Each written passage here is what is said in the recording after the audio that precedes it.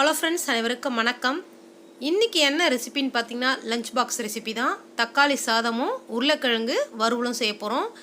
இது வந்து பார்த்திங்கன்னா ஒரு 10 நிமிஷத்துலேயே செஞ்சு முடிச்சிடலாம். ரொம்ப சிம்பிள் தாங்க. இது எப்படி பண்ணுறதுன்னு பார்க்கலாம். ஃபஸ்ட்டு வந்து நம்ம வந்து உருளைக்கிழங்குக்கு மசாலா போட்டு நல்லா பெரட்டி வச்சிடலாம். இங்கே பாருங்கள், நான் ஒரு உருளைக்கிழங்கு வந்து பெரிய சைஸ் அளவு எடுத்து தோல் சீவி இந்த ஷேப்பில் வந்து கட் பண்ணி வச்சுருக்கேன். நல்லா ரவுண்டாக இவ்வளோ தடிப்பாக கட் பண்ணி வச்சுக்கோங்க. இதுக்கு தேவையான பொருட்கள் பார்த்திங்கன்னா மஞ்சத்தூள் 1/4 டீஸ்பூன், தேவையான அளவு உப்பு, 1/4 டீஸ்பூன் சாட் மசாலா, 1 டீஸ்பூன் மிளகாத்தூள், 1 டீஸ்பூன் தனியாத்தூள், 1/2 டீஸ்பூன் இஞ்சி பூண்டு விழுது. அவ்வளோதாங்க. இது எல்லாத்தையும் நல்லா கலந்து விட்டுட்டு அப்படியே வந்து வச்சிடலாம் ஒரு 10 நிமிஷம். இது ஊறுறதுக்குள்ளே நம்ம தக்காளி சாதம் ரெடி பண்ணிக்கலாம். நான் சாதம் வந்து வெடித்து வச்சுட்டேன். இப்போ வந்து இதை நல்லா மிக்ஸ் பண்ணி விட்டுடலாம். தண்ணிலாம் எதுவும் சேர்க்க தேவையில்லைங்க. நம்ம இப்படியே வந்து நல்லா மிக்ஸ் பண்ணி வச்சிடலாம்.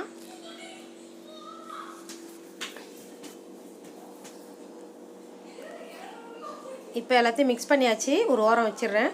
அடுத்ததாக கடாய் சேர்த்துட்டேன். 2 டேபிள் ஸ்பூன் அளவுக்கு ரீஃபண்ட் ஆயில் சேர்த்துருக்கேன். நீங்கள் நல்லெண்ணெய் கூட யூஸ் பண்ணிக்கலாம். கடுகு ஒரு 1/4 டீஸ்பூன் அளவு சேர்த்துருக்கேன். கடுகு நல்லா வெடிப்பட்டதும் ஒரு 1/2 டீஸ்பூன் அளவுக்கு கடலைப்பருப்பு. இது கொஞ்சம் செவக்கணுங்க. ஸ்டவ்வை வந்து மீடியம் ஃப்ளேமில் வச்சுக்கோங்க. ஒரே ஒரு காஞ்ச மிளகாய் கிள்ளி சேர்த்தாச்சு. அடுத்ததாக ஒரு 4 பல் பூண்டு பொடி பொடியாக நறுக்குனது அதையும் சேர்த்தாச்சு. ஒரு கொத்து கருவேப்பிலை. நான் இன்றைக்கி ஒரு பெரிய சைஸ் வெங்காயம், அதே அளவுக்கு ஒரு பெரிய சைஸ் தக்காளி எடுத்திருக்கேன். ஃபஸ்ட்டு நம்ம வெங்காயத்தை சேர்த்து நல்லா வதக்கி விட்டுடலாம். நல்லா கோல்டன் கலரில் நல்லா வதங்கணும். நான் ஒரு தக்காளி கட் பண்ணி வச்சுருக்கேன் பாருங்கள், நல்லா பெரிய சைஸ் தக்காளியாக. இது நல்லா வதக்கி விட்டுக்கலாம். இப்போ பாருங்கள், நல்லா வந்து கலர் சேஞ்ச் ஆகிடுச்சு. அடுத்ததாக தக்காளியும் சேர்த்துட்டோம். இதுக்கு தேவையான அளவு உப்பு சேர்த்துக்கலாம். அப்போ இன்னும் வந்து சீக்கிரம் வதங்கிடும். இது கூடவே ஒரு 1/4 டீஸ்பூன் மஞ்சத்தூள்,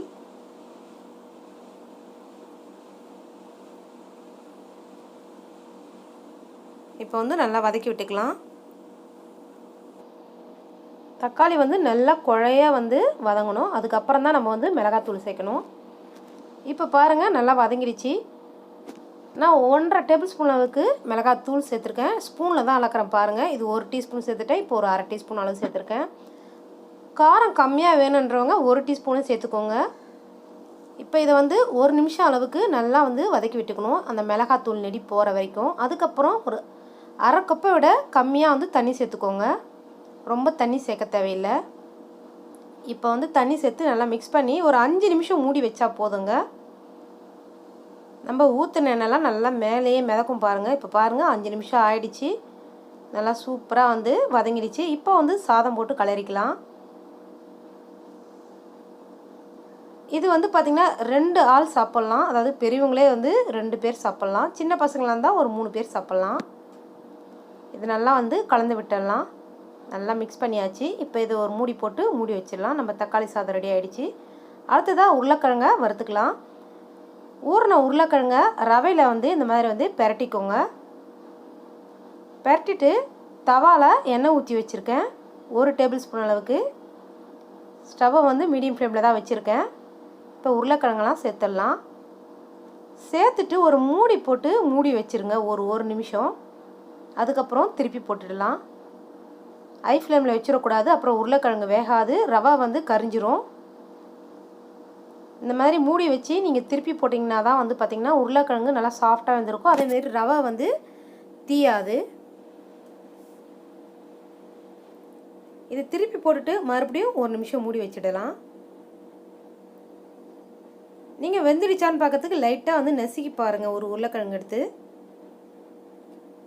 இப்போ பாருங்கள், நல்லா சூப்பராக ரோஸ்ட் ஆகிடுச்சு. இன்னும் கொஞ்ச நேரத்தில் திருப்பி போட்டு எடுத்துடலாம். நம்ம சூப்பரான உருளைக்கிழங்கு வறுவலும் தக்காளி சாதமும் சூப்பராக ரெடி ஆகிடுச்சு. இப்போ இதை எடுத்துடலாம். நல்லா குக் ஆகிடுச்சு. நீங்களும் வந்து இந்த ரெசிபியை வந்து கண்டிப்பாக ட்ரை பண்ணி பாருங்கள். ரொம்ப பிடிக்கும்.